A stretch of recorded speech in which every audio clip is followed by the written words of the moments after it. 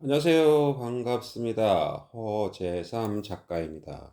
오늘 제가 여러분들께 소개해드릴 책은요, 무옌거 작가님이 지은 남들이 나를 함부로 하지 못하게 하라라는 제목의 책입니다.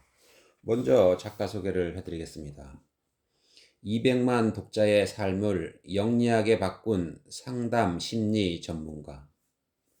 어린 시절 가족에게 받은 상처를 이겨내고 베스트셀러 작가가 되었다.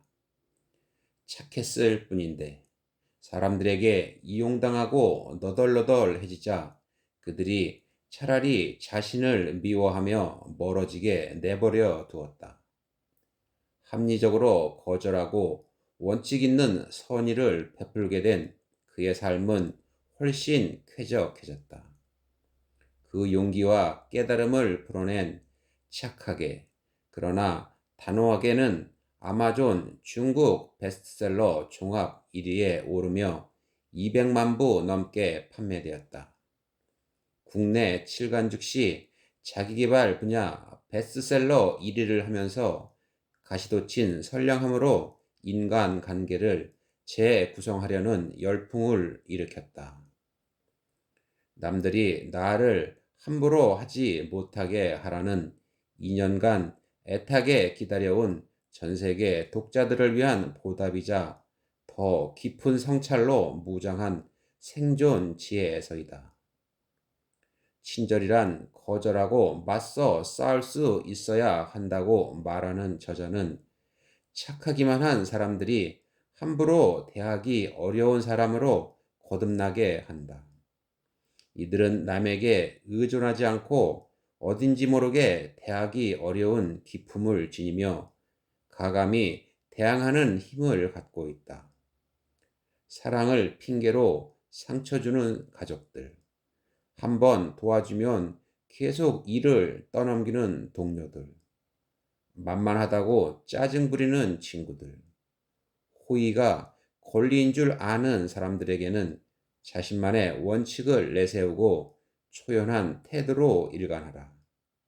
이 책을 통해 당신은 있는 그대로의 모습대로 살면서 사람을 대하는 확고한 원칙을 세우게 될 것이다. 네, 그럼 프롤로그를 한번 들어가 보겠습니다. 모두에게 사랑받으려다 호구되지 말 것. 사람들은 당신에게 도움을 청하는 것을 우정의 표식으로 여긴다. 친구니까 도와달라는 말도 할 수 있다는 것이다. 하지만 그렇지 않다. 당신의 착한 성격, 거절하지 못하는 성격을 이용하려는 것뿐이다. 믿지 못하겠다면 시험해보라. 도와달라고 할 때 거절하면 된다.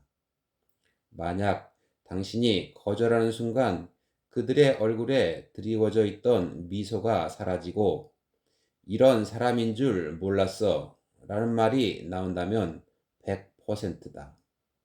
그 후로 당신을 곤란하게 하거나 괴롭힌다면 더 볼 것도 없다.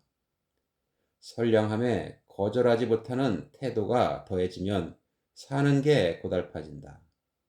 나쁜 사람들이 그 약점을 놓치지 않고 무자비하게 파고들 테니 말이다. 지나치게 나약하고 제 목소리를 내지 못하는 사람은 먹잇감이 될 수밖에 없다. 지나치게 착하다는 것은 호구라는 뜻이다. 내 친구 중에 직장 동료의 부탁을 거절하지 못해 고민하는 친구가 있었다. 나와 깊은 대화를 나눈 후 친구는 처음으로 동료의 부탁을 거절했다. 아주 조심스럽게 이렇게 말했다. 미안해요. 나도 일이 많아서 못 도와주겠어요. 그러자 그 동료가 억지 미소를 지으며 말했다. 에이, 별일도 아닌데 조금만 도와줘요. 잠깐만 시간 내면 금방 끝낼 일이잖아요. 미안한데 정말로 시간이 없어요. 겨우 이 정도 일도 못 도와준다니 너무하네요. 동료끼리. 그럼 왜 제 일은 안 도와주세요? 동료끼리. 친구가 이렇게 반박하자 동료는 우물쭈물하다가 결국 잔뜩 화가 난 얼굴로 가버렸다. 그날 이후 그 동료는 더는 이런저런 부탁으로 친구를 괴롭히지 않았다. 친구의 직장 생활 역시 훨씬 편하고 쾌적해졌다.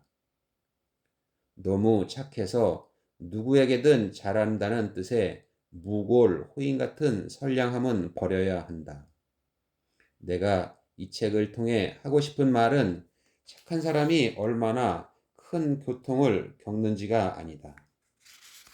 그보다는 이들이 거절할 용기를 내는 대신에 자신의 상처를 끊어안는 길을 택하는 이유에 대해 이야기하려 한다. 원인을 알아야 악인들에게 대처할 수 있기 때문이다. 대체 무슨 이유로 이들은 맞서 싸우기보다 우울과 상처를 내버려두는 길을 택할까? 왜 이들은 절망감에 묶여 스스로 행동할 가능성을 제한할까? 사실 절망한 후에 기존의 상황을 운명으로 받아들이는 것은 정상적일 뿐 아니라 자주 보이는 행동 반응이다. 인간은 유한한 인생을 살기 때문에 속도를 중시하는 쪽으로 발달했다. 비슷한 문제들을 해결하는 고정된 반응 모델을 대뇌에 설정해 둔다는 뜻이다. 영상을 훨씬 잘 기억하고 모든 것을 규칙화 시키는 것도 다 같은 이유에서다. 문제가 생기면 처음에는 여러 가지 방법을 시도해 본다. 그러나 시간은 제한적이고 무의미한 일에 시간을 소모하는 것은 비효율적이므로 별다른 진전이 없으면 노력을 멈춘다. 일종의 손실 방지 임계점에 도달하는 셈이다. 즉, 더 노력해도 실패할 확률이 50% 이상이라는 판단이 내려지면 상황을 받아들인다. 물론 이렇게 되기까지 상황을 변화시킬 시도를 단 한 번만 해보는 것은 아니다. 재차, 3차, 그 이상으로 여러 번 시도했는데도 돌파구가 보이지 않으면 포기한다. 한번 한계에 부딪혔을 때 이를 뛰어넘겠다고 또다시 애쓰는 사람은 많지 않다. 본능적인 생존 전략과 맞지 않기 때문이다. 문제는 스스로 설정한 이 한계가 평생 그림자처럼 따라다닌다는 점이다. 지금 당장 나를 힘들게 하는 상처의 근원에는 아주 오래된 상처가 있다. 이렇게 오래된 상처는 안타깝지만 치유할 방법이 없다. 오랫동안 받아온 고통이 대뇌의 신경세포를 변화시키고 긴 세월에 걸쳐 굳어진 인간관계가 우리의 행동 방식을 이미 결정 지어버렸기 때문이다. 프로이트가 어린 시절의 트라우마를 강조한 까닭도 이 때문이다. 어린 시절 다리 한 짝을 잃은 사람이 평생 장애인으로 살 수밖에 없는 것과 같은 이치다. 언제까지든 몇 살이 되든 이러한 상태는 변하지 않는다. 지나치게 착한 사람들의 삶을 자세히 들여다보면 성장 과정에서 엄청난 상처를 받으면서 아무 도움도 받지 못했거나 심지어 더 큰 상해를 입은 경험이 있다. 한 여자아이는 학교에서 괴롭힘 당했다고 부모에게 이야기했다가 흠씬 두들겨 맞았다. 가족들을 쪽팔리게 했다는 이유에서였다. 한 아이는 집안일을 하다 다쳤는데 아이의 아버지는 게으름을 피우려고 일부러 다친 게 아니냐며 아이에게 벌을 주었다. 배우자가 외도했으며 이혼을 준비하고 있다는 사실을 불치병을 얻은 뒤에야 알게 된 사람도 있다. 이런 일들을 지속적으로 경험한 사람은 자신에게 상처 주는 것들에서 벗어날 의지와 가능성을 완전히 상실한다. 가해자는 대개 나이나 체격, 도덕적 명분 등 수많은 면에서 이들보다 우위를 점하고 있다. 그런 가해자에게 정신적, 신체적 위협과 모욕을 받으면 이들은 외부의 도움을 구할 수도, 스스로 구할 수도 없는 지경에 놓인다. 심리적 붕괴의 가장 주된 원인은 자기 기대와 실제 행동이 심각하게 충돌하는 데 있다. 자기 자신을 포기하는 순간 자기 기대가 완전히 사라진다.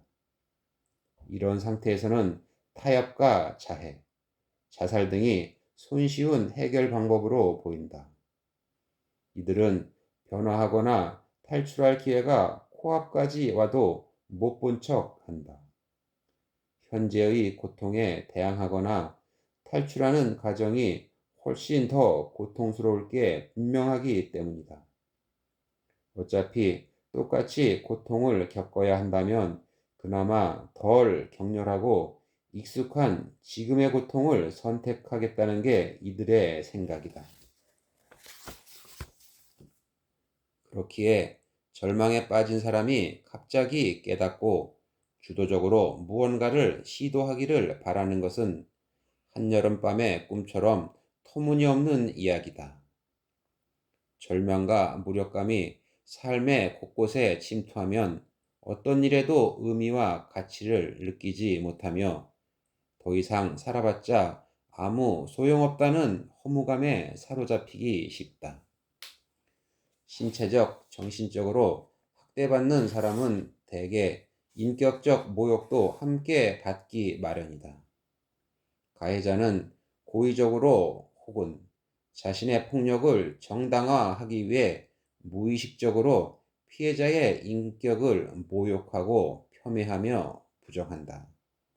지속적으로 인격적 손상을 입은 피해자는 결국 현재의 고통을 자초했다고 여기게 된다. 그 결과 타협과 굴복을 당연하게 받아들이며 심지어 자신을 쓸모없는 사람이라고 단정 짓는다. 일례로 남존 여비 사상이 강한 집안에서 자란 여자는 타고난 성별부터 철저히 부정당하는 경험을 한다. 이런 상황에서 피해자가 느낄 수 있는 유일한 감정은 자신이 불행의 원흉이라는 죄책감 뿐이다. 10여 년간 온 가족에게 모욕받으며 자란 한 여성은 성인이 된 후에도 집에 무슨 일이 생기면 전부 자기 잘못이라는 생각에 시달린다. 그러나 그녀와 달리 어려서부터 부모의 사랑을 듬뿍 받고 자란 자매들은 자기 잘못으로 생긴 일도 남의 탓으로 돌린다. 차별이 만들어낸 차이가 이토록 크다. 자신과 환경에 대한 통제력을 완전히 잃은 사람은 심각한 심리적 병에 시달린다. 이들은 소심하고 나약하며 폐쇄적이다. 또한 세상의 온갖 불공정함, 괴롭힘에 직면했을 때 그런 상황에서 스스로 빠져나오지 못한다. 자신의 운명을 스스로 이끌어갈 수 없는 처지에 있다 보니 우울감도 매우 높다. 가정 환경이 중요하다는 말도 어린 시절의 트라우마가 평생을 좌우한다는 이론도 모두 맞는 말이다. 아무 노력도 하지 않으면서 상황이 바뀌기를 바라는 사람, 자신을 지나치게 희생하는 사람은 모두가 하나같이 절망한 게으름뱅이다. 이들 피해자는 심리적 그림자에서 벗어날 수 있을까? 이론적으로는 가능하다. 가해자와 철저히 분리되어 가해자가 다시는 접근하지 못하도록 한 뒤 안전한 환경에서 새로운 문제 해결 방법을 배우면 된다. 이렇게 하면 피해자가 삶의 의지를 회복할 가능성이 높아진다. 여기서 핵심은 가해자와 철저히 분리된 후 적절한 도움을 제공받는 것이다. 피해자가 더는 상처받지 않게 하는 것만으로는 부족하다. 그러나 피해자 모두가 가해자와 분리될 수 있는 것은 아니다. 조건적으로 그럴 수 없는 경우가 훨씬 많다. 만약 지금 당장 안전한 환경으로 옮겨가거나 그런 상태를 만들 수 없는 상황이라면 어떻게 해야 할까? 가장 좋은 방법은 책을 많이 읽고 돈을 많이 버는 것이다. 사실 이런 제안은 장기간 절망에 빠져 나약할 대로 나약해진 사람에게는 아무 소용도 없다. 가장 극렬한 방식으로 저항하지 않는 이상 가해자가 피해자의 노력과 의지를 철저히 막을 것이기 때문이다. 이 책을 쓴 이유가 바로 여기에 있다. 아무 도움도 받지 못하고 늘 혼자라고 느끼는 사람에게, 홀로 싸우다 지쳐버린 피해자에게 아직 희망이 있다고 말하고 싶다. 원칙이 없는 착함, 거절할 줄 모르는 선량함은 독이다. 당신을 괴롭히는 사람은 결코 좋은 사람이 아니며 진정한 친구는 더더욱 아니다. 이 점을 반드시 기억해야 한다. 이 책을 읽는 독자 모두가 합리적으로 거절하고 적절히 대항하는 힘을 얻을 수 있기를 간절히 바란다. 그럼 목차를 한번 보겠습니다. 챕터 1 보자 보자 하니까, 챕터 2 미안하지만 도와줄 수 없어, 챕터 3 당신의 친절이 당신을 힘들게 한다, 챕터 4 함부로 대하기 어려운 사람이 되어라. 본문으로 한번 들어가 보겠습니다. 노력하지 않고 상황이 나아지기를 바라는 사람, 자신을 지나치게 희생하는 사람은 하나같이 절망한 게으름뱅이다. 착하다고 해서 모두를 책임질 필요는 없다. 절망적인 순간에도 희망을 잃어선 안 된다. 나 자신만 굳건하다면 스스로 구할 수 있다. 사람들이 당신을 오해하는 것은 이해하고 싶지 않기 때문이다. 그런 것이라면 굳이 그들을 이해시키고 오해를 풀 필요가 있을까? 신경 끄고 상대하지 않는 치지도화의 전략으로 일관하라. 물렁물렁하니까 물로 보이니. 어느 퇴근길이었다. 점심도 걸을 만큼 바쁜 날이었다. 온종일 경무에 시달린 탓에 지하철에 탈 때쯤에 나는 이미 파김치가 된 상태였다. 마침 자리가 나서 앉자마자 정신없이 졸기 시작했다. 한참 달게 자고 있는데 갑자기 누가 툭툭 쳤다. 고개를 들자 50대 아주머니가 싸늘한 표정으로 나를 내려다보고 있었다. 아가씨, 저기 노인분이 서 계시는 거 안 보여요? 아주머니의 손가락이 향한 곳에는 70대로 보이는 할아버지 한 분이 서 있었다. 아직 잠에서 덜 깬 상태였던 나는 당황해서 문구적대며 일어설 채비를 했다. 그런데 그새를 못 기다리고 아주머니가 또다시 내 어깨를 쳤다. 젊은 사람이 지하철에서 졸기나 하고 말이야. 노약자 배려할 줄 몰라요. 슬슬 기분이 나빠졌지만 어쨌든 자리에서 일어나며 아주머니에게 사과했다. 죄송해요. 오늘은 너무 피곤해서 미처 주변을 돌아보지 못했네요. 하지만 아주머니는 눈을 치켜뜨며 기어코 한마디를 더했다. 젊은 사람이 피곤하긴 뭐가 피곤해. 그리고 노인한테 자리 양보하는 건 기본 상식 아닌가? 자기는 영영 안 늙을 줄 아나 봐. 하긴 내 나이 되어봐야 알지. 결국 나도 참지 못하고 내뱉었다.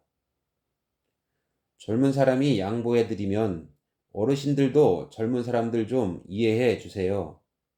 온종일 짐 빠지게 일했는데 젊다고 안 피곤할까요? 지하철에서 잠깐 앉지도 못해요? 사람과 사람 사이의 상호 의존은 평등한 교환이 전제되어야 한다. 예를 들어 나는 배를 가졌고 상대는 사과를 가졌다고 해보자. 상대가 가진 사과가 먹고 싶다면 먼저 협상을 해야 한다. 즉, 배와 사과를 어떻게 교환할지 논의하고 서로 의견이 합치되면 그에 따라 바꾸면 된다. 그런데 평등 개념이 없는 사회에서는 상대가 원하든 원하지 않든 무조건 배를 건네준 뒤 사과를 내놓으라는 식으로 변질되는 경우가 많다. 평등 개념이 없으면 계약 정신이 없고 계약 정신이 없으면 자립 정신도 없다. 공평은 더더욱 논할 수 없는 문제다. 서로를 이해하기란 더욱 불가능하다. 선량함을 말하고 싶다면 먼저 공평함부터 따져야 한다. 만약 상대에게 선량하기를 요구하면서 정작 자신은 그렇게 하지 못한다면 그러면서 상대가 은혜를 모른다고 분개하려면 차라리 선량함을 입에 올리지 말라. 남이 힘든 것, 고생스러운 것은 전혀 배려하지 않으면서 자신은 배려받을 수 있기를 바라지도 말라. 만약 당신이 정말 선량한 사람이라면 당신을 이해해주지 않는 사람들을 떠나라. 만약 그들이 당신에게 선량하기를 요구한다면 악인으로 위장하라. 그들 사이에서 홀로 선량함을 지키기 위해 고군분투할 이유가 전혀 없다. 이해하며 살라고 개 뼈다귀 같은 소리. 어떤 여자가 소개팅을 나갔는데 상대는 박사였다. 여자가 남자에게 물었다. 30살이라고 하셨는데 지금까지 돈은 얼마나 모으셨어요? 그러자 남자는 아무 대답 없이 일어나 식사를 계산하고 나가버렸다. 사실 남자에게 이는 매우 민감한 화제다. 이런 질문을 했다는 것만으로도 상대에게 부정적인 인상을 주거나 심지어 모욕감을 줄 수도 있다. 그렇지 않더라도 이런 질문을 달갑게 여길 남자는 없을 것이다. 보통 박사과정까지 이수한 사람은 힘든 일을 잘 참고 견딜 줄 아는 편이다. 그 역시 그랬고 그 덕에 지도교수의 개인 자산으로 콕 찍혀서 졸업이 몇 번이나 미뤄진 사정이 있었다. 네, 오늘 저기까지 말씀드리고요. 다음 시간에 새로운 책을 가지고 다시 찾아오겠습니다. 감사합니다.